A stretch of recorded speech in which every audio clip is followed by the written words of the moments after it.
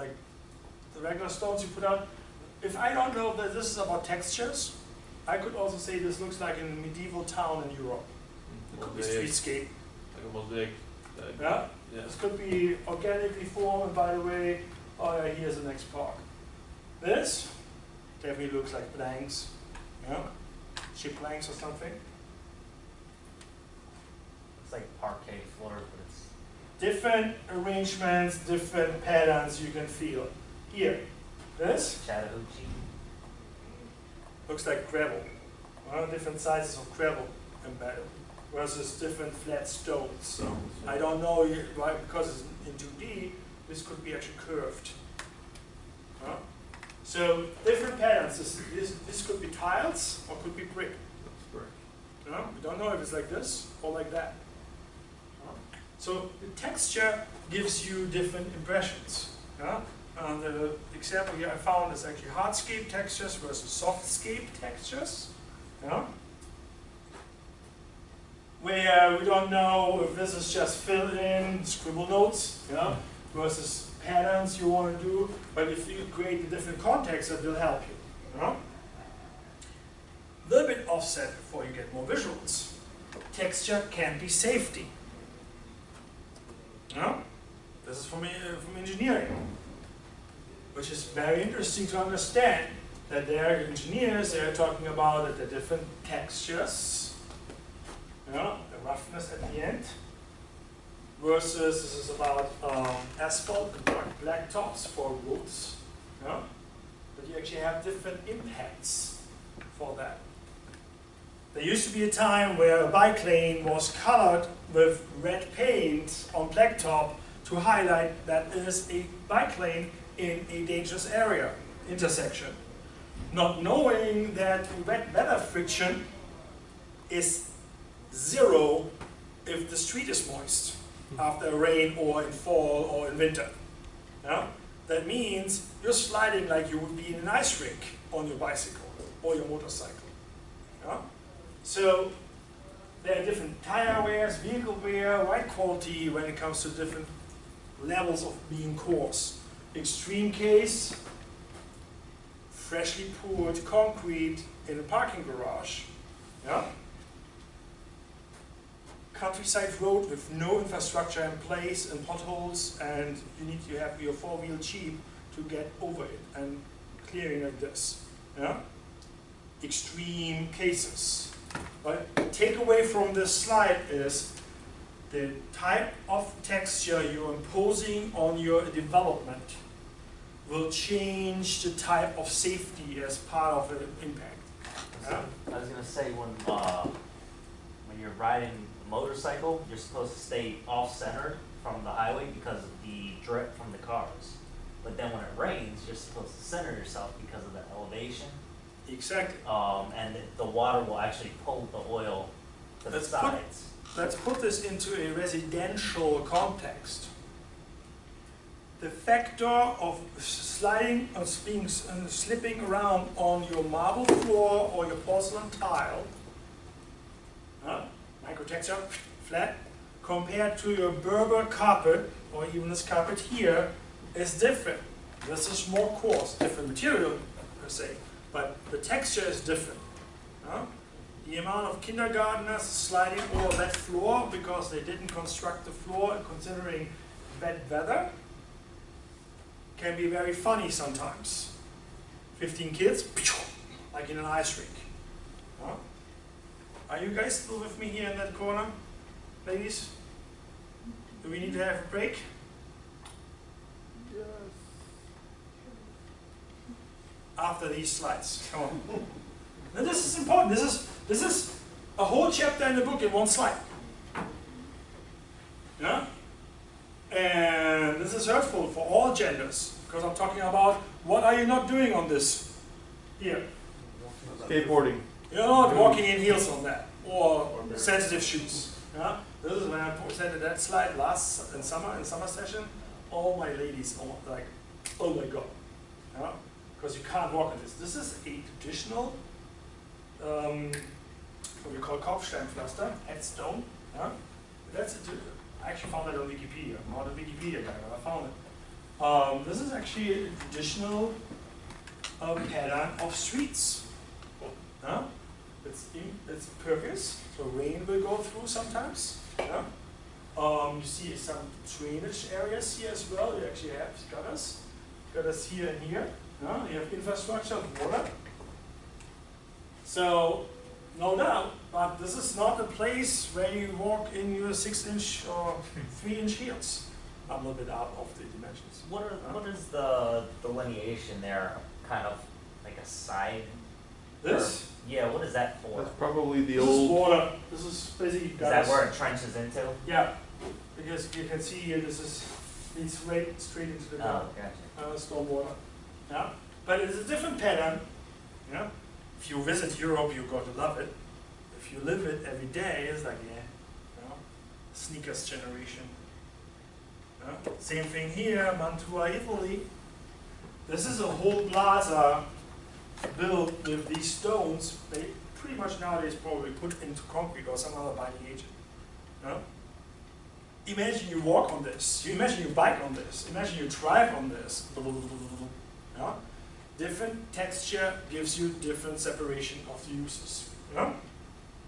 Example here, using paint and typical lineage and signage, you separate different uses and speeds, with some elevation here on the island, even pedestrians waiting for the bus probably. And this is the red stuff I've been talking about, sliding like an ice rink. But you put that in perspective and you will see, okay, fine, does the space really work or not? Different ground textures, separation of land uses. Example here again, the boardwalk, not ours. That's in Rio. But you can see that there's a separation, there's actually some lanes here, some streets here. On that note, I realized I took pictures in Portland and didn't put them up in here. Belago flags. We have seen something like this.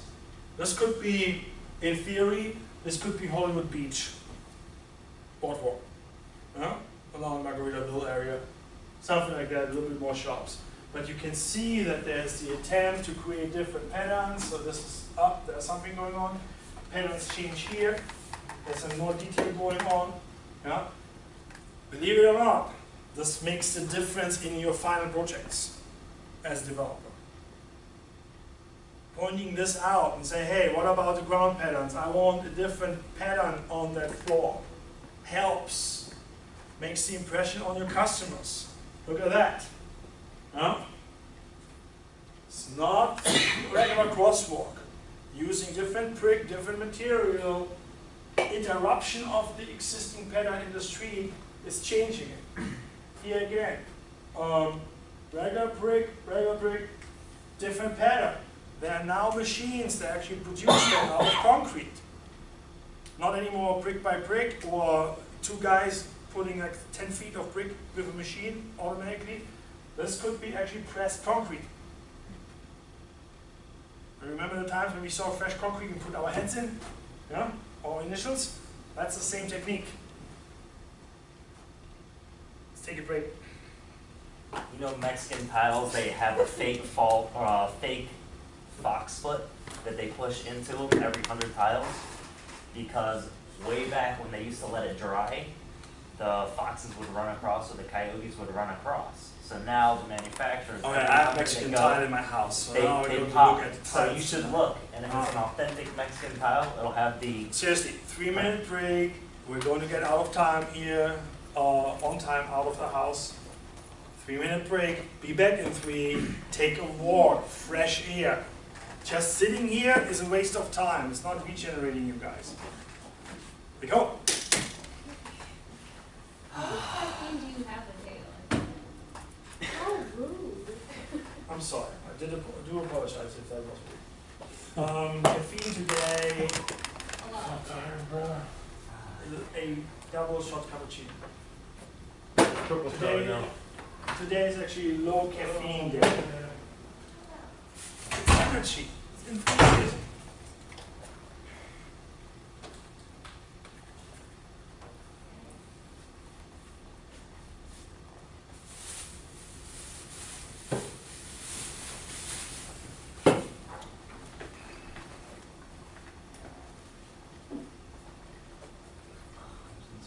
Alright, bro.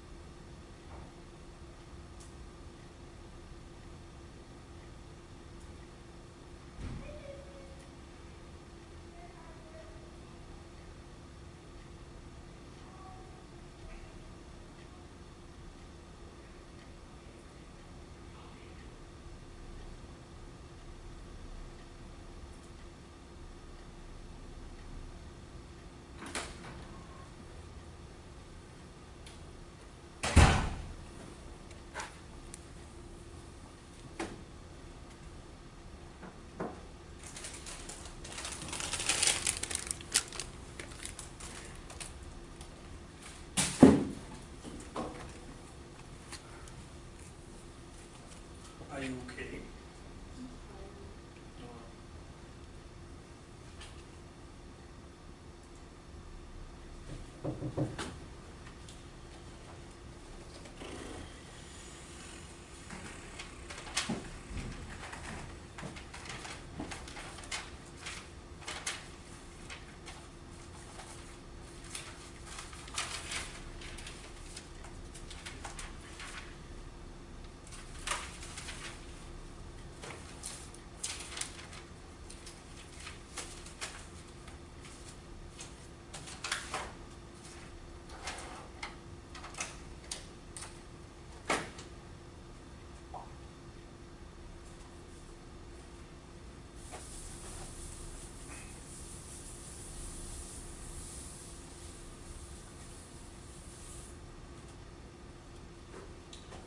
Let's kick this one out.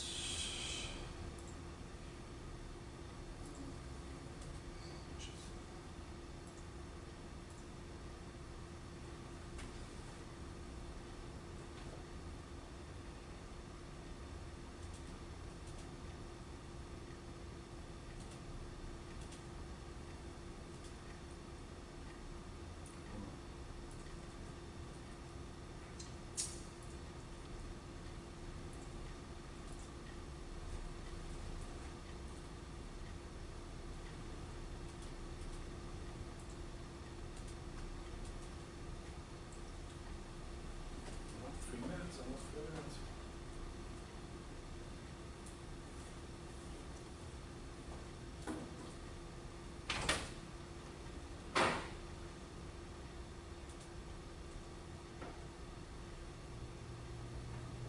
Well, let's keep going. So we actually can close on. Alright. So there's a whole different point. 1, 2. There's a whole different point when you talk about plans. In landscape architecture, you have seen with Doug Smith's presentation today how important it is to actually have the authentic plans in place, but also, let's say, his example of the date palms was that you need to deal with the resources they need. The reason why they put date palms in is they're easy to treat and they're less water consuming. Yeah? Kevin Lynch in his book Site Planning is very particular about plans, how they actually create spaces and separation of spaces. Yeah? How you can use them in space planning. And as part of the presentation to reflect the chapter in the book, I don't present what he's actually talking about. I'm presenting actually what's going on today with different type of plans. Particularly here in the Florida or in the Arizona context, we deal with different plants in landscaping, palm trees and cacti. For me, that's the fascinating part.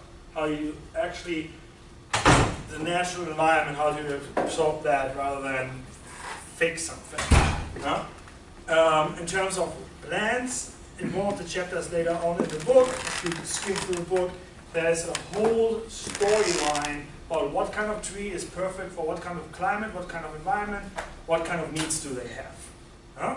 And instead of repeating all what's written in the book, I'm giving you just like some humorous slides, and I want to change the topic to what's more reflected in chapter 6, was urban climate, because that's one of the challenges we have to face in the next few decades. Yeah? It's more and more challenging for us to come. In terms of plans, what I found interesting, and this is coming to what you mentioned about that retail store, what we present in the drawing and what we actually put really in place. Yeah? This is a different cost factor. That tree does cost more than the 1-year-old tree we have seen in the other pictures. Yeah? I would assume that method of transporting and shipping that tree is much more effective than the heyday of tree transportation. More sophisticated for sure, and what I also would say is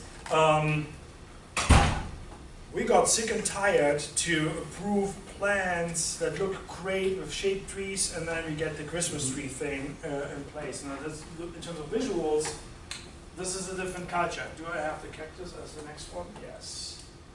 Yeah? Case of Arizona, there are specialized firms with specialized trucks to move large cactus. Yeah? So, the cactus, we learned was 2 weeks ago when you mentioned that, one arm is 100 years, different growth scale or pace. Yeah? Same thing with trees. Would you move a 30-foot oak? Probably not, because of their growth pattern is different and the rooting system is different. Yeah?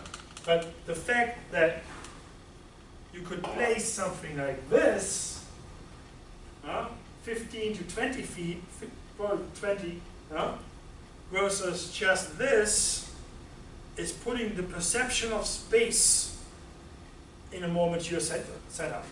So the typical, to rephrase your question for Doug Smith, would be how streamlined and how close are you from your computer rendering and the presentation of the concept to the final product. And the last slides he showed us with the ancient sands place in Egypt, you could see full-blown palm trees in the rendering, and full-blown palm trees with a little bit, how they said it, legally, but they are going to be full-blown within that year, 2 years of growing period, not with 20 years. Something to remember as a takeaway: how authentic do we present our concepts and deliver the final product? Because that's how you make your enemy. You still probably get paid, maybe not all of it, but you're not going to get the follow-up contract or the recommendation from that partner. And we had last summer, we had a huge discussion what's important, that one contract with that big bang money, or the 2 or 3 follow-up contracts that leads over a few years. And we learned today, networking and a good reputation is 1 or 2 of the important elements of success. More than 50, 60 years in the business, worldwide reputation. I think that's something to look at. Final technical slides here to completely drop you away. Perspective, detail, and view shed. Because the way the building is aligned, the way what I have in my view shed, in my view, makes my property more expensive or not. If you have a hillside, the buildings on top of the hill or just at the crescent of the will be a little bit more expensive because they have the view and overlook. Here in the area, correct me if I'm wrong, the second floor condominium is probably not as expensive than the 15th floor building. Because the second floor is just barely making it out over the parking lot. You don't have the shoreline as a view. It's usually 4 and up 4 and up. to kill the tree line. Yeah? So the different pricing based on the view shed. Something very important to keep in mind. Yeah? Also the GIS definition. Geometrical area, a geographical area that's visible from a location. Theoretical concept. Important part is to understand what is a view shed. If I do this in GIS, I have here the camera, and then you have different vectors you have to be considerate about. How far the range is, how open your wedge is, like wide angle versus a telelens. Yeah? If you are elevated, this is the offset here. If you're elevated, you have a better view shed.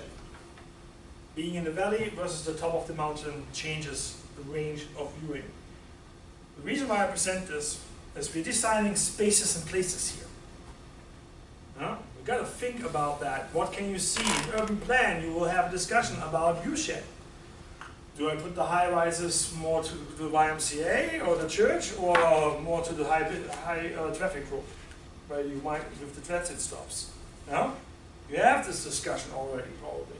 So the view shed here, standing here, all in green is what I can see. All the red is what I don't see anymore, because it's obstructed by something. Why does this matter? Because if I put a building with the wrong alignment, I cannot look farther out. Yeah? If you put a wall in between, if it's a brush line in between, or bushes and trees, you obstruct the view shed. Sometimes that's wanted, then we call it screening. Let's say for your waste management, all garbage containers need to be screened appropriately. That's the reason why you have these weird looking brick walls behind the McDonald's. That's the best example, the accessible example. All the dirt and waste management is screened. But also, in safety purposes, this is Trafalgar Square, I think. What was it? Yeah. And it's about the placement of security cameras. So if you only have one security camera here, that's the spot you need to take control over your crime. Yeah? Because everything else is covered by cameras. All the green is covered by a security camera. This is the dead spot. This is where your action movie is taking place. Yeah? But in terms of place design, we need to consider that. If you do a mall, interior design of the mall, where are your dead spots in the mall? Perceived and non-perceived dead spots. How do, when you walk by, boom, there's actually a service tunnel or service alley. But the design for it is not there. You will not perceive it as a new area you need to turn. The restrooms are always hidden. Restrooms. I learned a little bit, but if you go to the Sawgrass, restrooms are very hidden, and if you walk in there, you are changing time. And the reason why I say this in numerous ways is it looks like a New York subway station, that hallway, and you have actually payphones, wired payphones. On the way to the bathroom there, you're actually like, wow, they still exist. In a time of cell phones. With phone books. All right. I know where to change. Give me about 5 more minutes. This is important. We had questions about sustainability today. And 15, 20 years ago, this topic came up in Europe, and it's finally picking up in the US. It's picking up in the US more about energy consumption and how can I save energy in my building, therefore my building is less costly. Versus this way, how much energy is my building actually producing and therefore harmful for the environment. Yeah? So in theory, if you have compact development and large buildings, they produce residual heat. Yeah? So the more green space you have and less density, your temperature is actually dropping. It's kind of a fascinating effect. We have the reverse here. You walk outside of the building, you're outside of the AC, and bam, you're in the hots. Yeah? I had that experience when I was growing up and biking to school, because I basically biked out of suburbia into rural and then into the city. And 2 blocks after you left basically my hometown, 5,000–6,000 people now, you got the chills on the bicycle. Because you're in open field, not protected anymore, and there's no heat. You know? A few decades ago. It's less extreme now, I would think. But you can see on the curve that there is something really going on we need to address. The city of Fort Lauderdale actually has a webpage about that. The heat island effect. So if you have a heat island that builds up during the day, that heat island effect still is there in the night, even if you cool down the environment. But the buildings are like batteries. There's still energy in there, and they're giving up the energy. There's a reason why your lizards sitting on the big, in the evening, your lizards and the geckos are sitting on big rocks, because those rocks store the energy. Yeah? Gotta do something about that, because apparently this is not really great for us. Yeah? Quick observation here that you actually heat absorption and retention, that's storing the energy. Yeah? And there's a Celsius decrease, 3 to 10 degrees Celsius. Andrea help me, 10 degrees Celsius in Fahrenheit is roughly 20 degrees Fahrenheit. Yeah? So about that. So just imagine, even if you're wrong, if it's 17 or 25, you move a mile in and out and you have 15, 20 degrees Fahrenheit temperature difference just because of the concept of storing that energy. And the way you can see this the best, and this is the reason I present this at the end. Tokyo as an example, regular camera. Tokyo in a heat reflecting camera, infrared. Yeah? All red is super, super hot. Actually, white is the most hottest, 30 degrees Celsius. That is about 85, 90, 85. Huh? You can see metal roofs reflecting, but that's your downtown area. Pretty decent temperature. Now this is the temperature you see in that camera. We can assume that these are actually temperatures of the buildings at that time. Yeah? New York? You don't need to have a spectrum, what's the color mean? But it's apparently during the night. Huh? Dark blue, colder temperatures. Because at night, office buildings still burning up, producing heat. In degrees Fahrenheit, infrared thermal image of heat emitted in city street at 9 p.m. Huh? 23.4 versus 27 on the parking. Actually, what? 28 here, 25, 27 degrees Celsius, 80 degrees Fahrenheit on the floor here at 9 p.m. Look at the tree.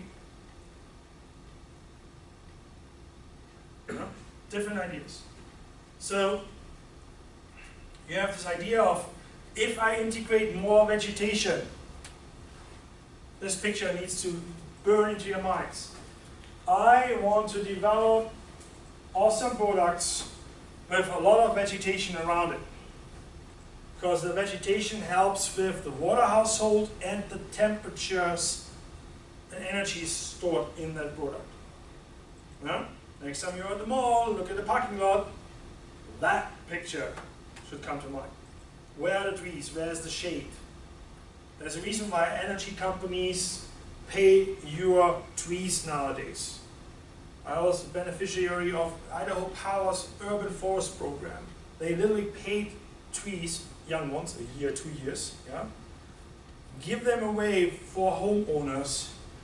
On the web page, you can look at your house, potential placement of what type of tree, and will tell you how much dollars on cents and dollars you will save per year energy bill. For them, it's billions of dollars non-investing into new equipment. Like, you know, new power plant. 2 billion investment versus producing households using less energy. But the urban energy effect, island effect, is reduced as well. You're creating healthier environments. But healthier environment also means that we close a long school day, running through some visuals. This is sound score for Los Angeles. And I think this is the slide I need to close lecture to. In terms of the feng shui and the peacefulness. Water in a space, green in a space. This is a coffee shop, small park in the middle of Manhattan. From a guy who's doing this webpage, The Natures of Cities. You know?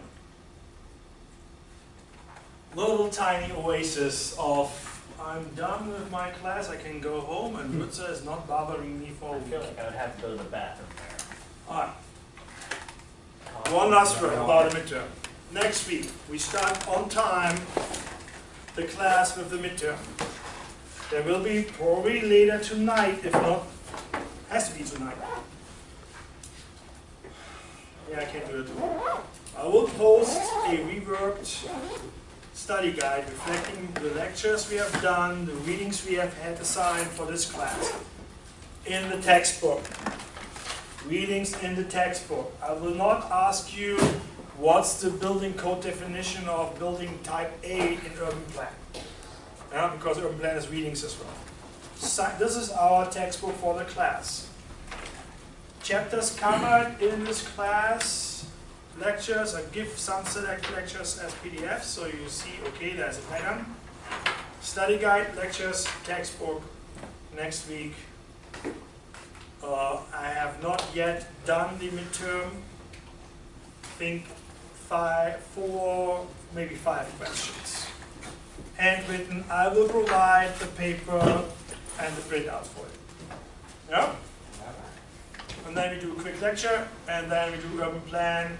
You need to fill me in where you're at with your team, what's going on, where you're at, and we do like a midterm critique on your project.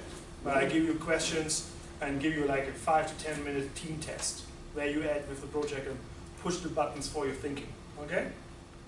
Because then we have week of Thanksgiving, bang, bang, end of the semester. Cool.